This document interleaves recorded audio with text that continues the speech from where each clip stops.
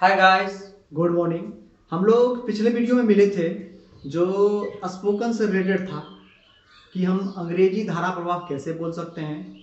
तो आज हम उसी चीज़ को मतलब कि डेलिब्रेट करने के लिए, क्लैरिफिकेशन करने के लिए कि हम जो बोलते हैं किस चीज़ को कैसे बोलते हैं, हम उस चीज़ के ऊपर विशेष रूप से उस पॉइंट पर ज़्यादा से ज़्यादा ध्यान देंगे।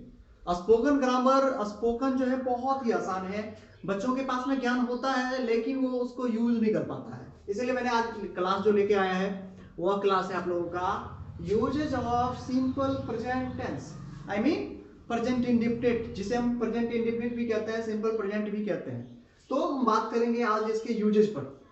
सबसे पहला हमें याद रखना होगा इसका स्ट्रक्चर। स्ट्रक्चर होता है इसका सब्जेक्ट, जो भी सब्जेक्ट होगा कुछ ना कुछ सब्जेक्ट डाला जाएगा पहले, I we you his it Ram Shyam कुछ भी। इसके बाद हमें ध्यान रखना होगा V1 और V5 के बारे में, मतलब कि क्रिया देना होगा। उसके बाद हमें ऑब्जेक्ट डालना होगा। तो थर्ड पर्सन सिंगुलर सब्जेक्ट यहाँ होंगे तो यहाँ V5 आएंगे, और जब ये थर्ड पर्सन सिंगुलर सब्जेक्ट को छोड़कर कोई भी होगा तो यहाँ पर हम V1 डाल करके ऑब्जेक्ट डाल देंगे, कंप्लीट हो जाएगा। फिर आगे अगर कुछ वर्ड होते हैं रेस्ट वर्ड डाल सकते हैं, कंप्लीमेंट जिसको हम लोग पूरक शब्द कहते हैं। अगर आधा अधूरा कुछ लग रहा है जो भी बाकी है तो उसको हम डाल सकते हैं। अब हम बात करते हैं कि अंग्रेजी में हम स्पोकन कैसे करते हैं, धारा प्रवाह कैसे बोल सकते हैं, किस चीज को हम किस चीज में बोलेंगे, मतलब टेंस किस टेंस में बोलेंगे। हम लोग वास्तव में स्पोकन जो करते हैं ना वो आपके टेंस के ऊपर डिपेंडेंट करता है, खास करके टेंस के क्वालिटी को, टेंस के उसके यूजेस को ही हम अपने डेली लाइफ में यूज करते हुए आगे बढ़ते हैं। फर्स्ट, जैसे मेरा ये पहला पॉइंट है, यहाँ पर देख सकते हैं डेली एक्टिविटी। डेली एक्टिविटी से तात्पर्य है कि आप दैनिक, मतलब कि जो आपकी दिनचर्या है उसमें आपका जो क्रिया है, एक्टिविटी, किस तरह की एक्टिविटी बार बार आप करते हैं। पहला नंबर पॉइंट आपका जैसे रूटीन एक्शन। रूटीन एक्शन से तात्पर्य है आप रूटीन में कोई कार्य करते हैं, जैसे सुबह में उठते हैं, सुबह उठने के बाद आप नाश्ता करते हैं, तो आप इस तरह के सेंटेंस को इसमें यूज कर सकते हैं। Just like I get up early in the morning, I get up at 6 o'clock, when do you get up, इस तरह का सेंटेंस सब हम इसी में यूज करते हैं। डेली रूटीन वही चीज है, डेली रूटीन एक्शन कहिए या रूटीन डेली रूटीन कहिए, एक ही चीज है। लेकिन यहीं पर हैबिचुअल एक्शन, हैबिचुअल एक्शन से तात्पर्य है कि हम कोई कार्य आदत के आधार पर करते हैं। आदत का मतलब है कि जैसे आपका रोज का आदत है स्मोक करना, क्लास लेट से आना, कह सकते हैं he comes always late, I come to school in time, मतलब कि आपकी क्या है, ये हैबिचुअल है, आदत है। आप स्मोक करते हैं तो वो भी एक प्रकार की ड्रिंक करना आपका आदत होता है। तो इन सब चीजों को आप लिख सकते हैं इसमें। इसके बाद है आपका परमानेंट एक्शन। परमानेंट एक्शन क्या होता है, तो परमानेंट एक्शन एक्चुअली ये होता क्या है कि आप कहीं पर रह रहे हैं परमानेंट के तौर पर, जस्ट लाइक परमानेंट एड्रेस है आपका, तो आप कह सकते हैं परमानेंट एड्रेस के तौर पे अगर मैं कहूँ कि आप कहें मैं रहने वाला हूं, तो I am from Madhubani, I come from Madhubani, I hello from Madhubani. बच्चे इस जगह पे गलती कर बैठते हैं। आपका हेल, ये HAIL होता है, हेल मतलब निवासी, मैं मधुबनी का निवासी हूं, मैं मधुबनी में रहने वाला हूं। इसको HEL नहीं करना है, इसका प्रोनाउंसिएशन भी थोड़ा डिफरेंस होता है। इसको हम हेल बोलते हैं, हेल, उसको बोलते हैं हेल, ठीक है। तो थोड़ा सा वो भी ध्यान रखेंगे। इसके बाद बात करेंगे हम प्लानिंग, प्री प्लानिंग, जो योजनाबद्ध वर्क होता है। योजनाबद्ध वर्क का मतलब कि कोई वर्क आपका वीकली हो सकता है, मंथली हो सकता है, ईयरली हो सकता है। योजनाबद्ध तरीके से हम कोई कार्य करते हैं। जैसे हम बात कर लें, कहते हैं कि कल प्रधानमंत्री आएंगे, कल प्रधानमंत्री आएंगे, तो the prime minister comes tomorrow. ये एक प्रकार का क्या है, प्री प्लानिंग वर्क है। आएंगे, देख रहे हैं हिंदी में आ रहा है, आएंगे, जाएंगे, सोएंगे, कोई चीज क्या कर रहा है, प्लानिंग है। जैसे कि आप कह सकते हैं when does your school reopens, कह सकते हैं उस जगह पे my school reopens next Monday, next week. तो इसमें क्या है, आपका क्या लग रहा है, प्री प्लानिंग वर्क है। प्री प्लानिंग का मतलब वीक में, मंथ में, कोई भी मंथ हो सकता है, हम इसी में यूज कर सकते हैं। When does birthday fall, when does your birthday fall, यानी आपका जन्मदिन कब पड़ता है, तो ये तो बदल नहीं सकता है। तो निश्चित ये क्या है, एक प्रकार का प्री प्लानिंग वर्क में होता है जो आपको परमानेंट तौर पर आएगा ही वर्क। इसके बाद आता है हमारा न्यूज हेडलाइंस। अब ये न्यूज हेडलाइंस क्या है, न्यूज हेडलाइंस से मतलब आप जानते हैं न्यूज आती है कि 10 पीपल को डिटेंड किया गया, 10 आदमी को हिरासत में लिया गया। तो simple 10 people detained by cop, यानी कि कॉप मतलब पुलिस, सीओपी होता है।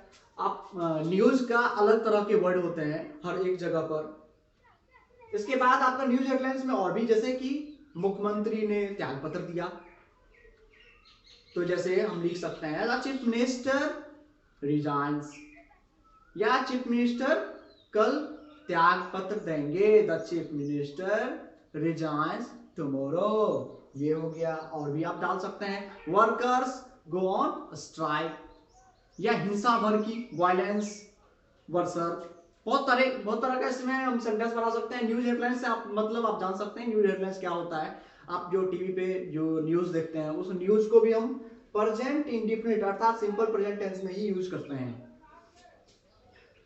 5वीं नंबर पॉइंट है मेरा यूनिवर्सल ट्रूथ। ये यूनिवर्सल ट्रूथ और जनरल ट्रूथ, ये इसको हम लोग यूनिवर्सल ट्रूथ का मतलब ये अकाट्य सत्य, ध्रुव सत्य कहते हैं इसको, जो कभी बदलता नहीं है, आज भी है, कल भी होगी और पहले भी थी। जस्ट लाइक हम बात करते हैं सूरज पूरब से उदय होती है, हम कहते हैं कल सूरज पूरब से उदय होगा। आप ये आज कहें या पहले लोग कोई कहता होगा, मतलब पहले कोई कहा होगा, वो भी आज भी जो चलेगी, तो उसके लिए ट्रांसलेशन हम एक ही बनाएंगे, the sun rises in the east and sets in the west, यानी कि उदय होगा पूरब में और अस्त होगा आपका पश्चिम में। इससे कोई परिवर्तन नहीं होने वाला है। चाहे हम ऑयल का ही बात करें, ऑयल क्या होता है, तेल पानी पर फैलती चली जाती है, तो ये आज भी फैलती है, कल भी फैलेगी, ये पहले भी फैलती रही है। तो यूनिवर्सल ट्रूथ वैसी बातें हैं जो बदला नहीं जा सकता है, जिसको झुठलाया नहीं जा सकता, इसको कोई भी काट नहीं सकता है। यूनिवर्सल ट्रूथ को भी हम लोग इसी टेंस में यूज करते हैं। जनरल ट्रूथ मैंने अभी जैसे कहा जनरल ट्रूथ, तो जैसे हम मान ले कि ये सेंटेंस मिल्क इज व्हाइट, दूध उजला होता है, ये कभी क्या इसका मतलब कि जनरल ट्रूथ है, इसको हम केमिकल रिएक्शन के माध्यम से इसका कलर बदल सकते हैं, परंतु ये ओरिजिनल में मिल्क व्हाइट ही होते हैं। या हम कह सकते हैं कोयला काला होता है तो कोल इज ब्लैक, तो वही चीज है, इसको हम लोग इसमें यूज करते हैं। और भी इसके कुछ कुछ पॉइंट्स सब हैं जो आगे हम लोग इसमें देख सकते हैं। कुछ कंडीशनल क्लॉज भी होते हैं जिसको इस टेंस में मतलब कि सिंपल प्रेजेंट टेंस में यूज किया जाता है, सिंपल प्रेजेंट टेंस में उसको बोला जाता है। जैसे कंडीशनल क्लॉज ये हो जाता है, if you give me blood I will give you freedom, मतलब ये कि तुम मुझे खून दो मैं तुम्हें आजादी दूंगा, ये सुभाष चंद्र बोस ने जो उस समय में कहा था, वही चीज एक कंडीशनल क्लॉज के तौर पे यूज भी किया जाता है। तो कंडीशनल क्लॉज साथ साथ में आपको ध्यान रखना होगा, एक और पॉइंट यूज किया जाता है जो है आपका कमेंट्री, 6 नंबर पॉइंट है आपका कमेंट्री, भी हम इसी में यूज करते हैं। कमेंट्री बहुत तरह के होते हैं, आपका जो बहुत ज्यादा बच्चों का आजकल लोकप्रिय होता है, वो लोकप्रिय जैसे कि क्रिकेट को बहुत ज्यादा पसंद करते हैं, इंटरेस्टिंग से उसे देखते भी हैं। तो अंग्रेजी में आप देख सकते हैं उसमें जो भी सेंटेंस यूज किया जाता है सारा का सारा प्रेजेंट इंडेफिनिट में ही यूज किया जाता है। इसके बाद आपका मान लिया जाए फुटबॉल का मैच देख रहे हैं, फुटबॉल का मैच है, बैडमिंटन है, वॉलीबॉल है, कबड्डी है, तो कमेंट्री आई मीन एड्रेस, अगर कोई संबोधन कर रहे हैं किसी चीज को, एड्रेस कर रहे हैं, ठीक है। एड्रेस एक पता भी होता है, एड्रेस एक संबोधन भी होता है। आप किसी व्यक्ति को देखेंगे जब मैक पकड़ करके वो मतलब कि किसी को संबोधित कर रहे होते हैं, तो उस जगह पर भी कमेंट्री कहलाता है। तो इसका मतलब है कि आप सिंपल प्रेजेंट टेंस में इसका यूज कर सकते हैं। तो मैं पिछले क्लास में भी मैंने बहुत ज्यादा मतलब कि इस पर वर्क किया था। अगर आप लोगों को इसमें किसी भी पॉइंट पर अगर आप लोगों को परेशानी हो तो आप मुझसे बात कर सकते हैं, और साथ ही साथ आप मुझसे मेरे व्हाट्सएप नंबर पे भी बात कर सकते हैं। मैं आपको इस तरह से मतलब कि मैं इस पर जवाब दे सकता हूँ आप लोगों को। किसी तरह की समस्या हो इसमें, इस पॉइंट में, तो आप मुझसे डील मतलब कि पूछ सकते हैं कि सर इस जगह पे समझ में नहीं आया, तो इसके लिए आप वीडियो इस पर एक बार और बना दीजिए।